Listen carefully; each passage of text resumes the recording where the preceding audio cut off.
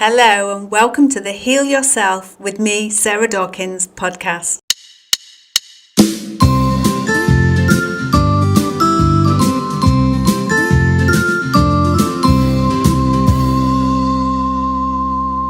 We share people who've already healed themselves, along with health and wellness tips from myself. Hello and welcome back to another episode of Heal Yourself, the podcast where we dive deep into the human experience, explore the mind and unlock the secrets to a more healthy, fulfilled and balanced life through natural healing. I'm your host Sarah, and today we're going to talk about something that touches us all, whether we realise it or not. That is our triggers. We've all had moments where someone says something or something happened and we just react, sometimes in ways that even surprises ourselves. Maybe you feel a rush of anger, a sting of sadness, or a wave of anxiety. But what if I told you that these triggers aren't just annoyances or moments of discomfort, but powerful guides that point in the direction that we still need to heal? Let's dive into that. So what exactly is a trigger? At its core, a trigger is any stimulus, whether it's a word, action or situation, or even a thought, that elicits a strong emotional response. It's as if the trigger presses a button inside us that causes an instant and often overwhelming reaction. Think about the last time you felt triggered. Maybe it was during a conversation with a friend, scrolling through social media, or when someone gave you some negative feedback. In that moment, you probably felt like you were right back in a past experience, reacting not just to what was happened in the present, but to the echo of something deeper. These emotional reactions are often automatic and intense because they're tied to unresolved wounds, unmet needs, and past traumas. Essentially, triggers act like mirrors, reflecting back to us the places within ourselves that still needs healing and attention. The first step in transforming our relationship with triggers is to learn to observe them. When we observe our triggers without judgment, we can start to uncover what they're trying to tell us. Imagine this scenario. You're at a family gathering and a relative makes a comment about your career choice. Suddenly you feel a surge of defensiveness and anger. And in that moment it might feel like this comment itself is the problem. But if we take a step back, we might see something more. Ask yourself, why did that comment trigger me? What belief or memory does it touch on? What story am I telling myself about this moment? When we pause to observe our reactions, we create space between the trigger and our response. And it's in this space that insight can emerge. Maybe the comment touched on fear of not being good enough, or a memory of being criticised as a child.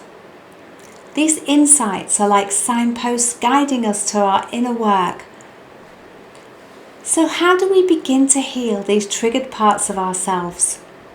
The key lies in compassion, awareness and a willingness to go within.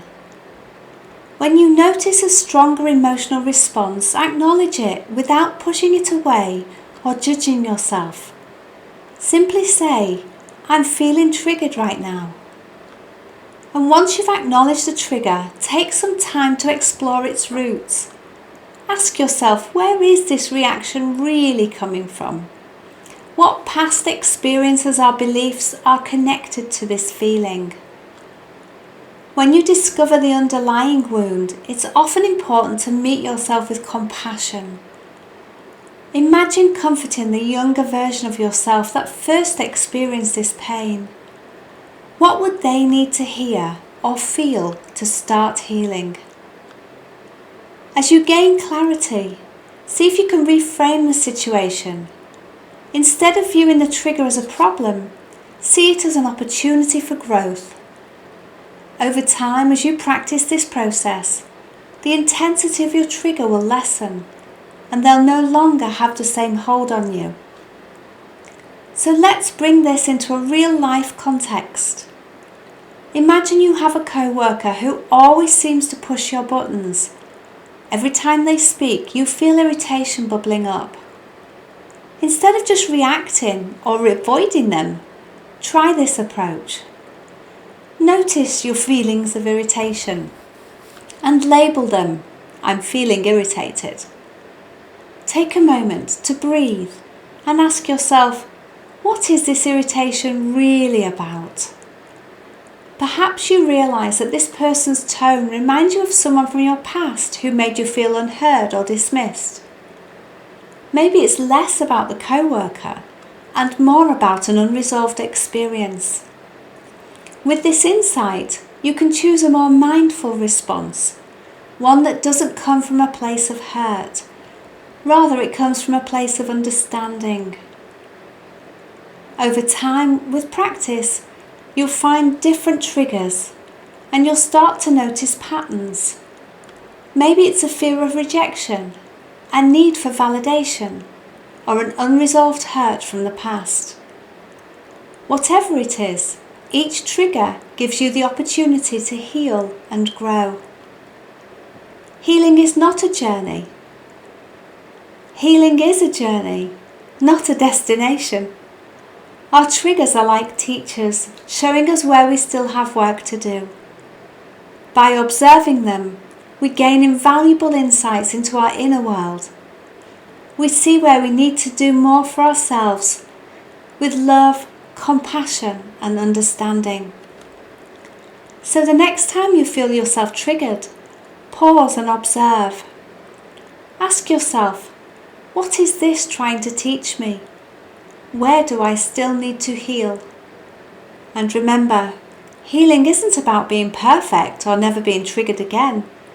It's about becoming more aware, more compassionate, and more connected to your true self. Thank you for joining me on this episode of Heal Yourself. If you have any thoughts or stories to share about your own triggers and healing journeys, I'd love to hear them. Until next time, be kind to yourself and embrace your journey of healing. Thank you for listening. Please share this podcast with anyone who you think will benefit. And can you leave me a review wherever you've listened to it to help me reach more people? Thank you.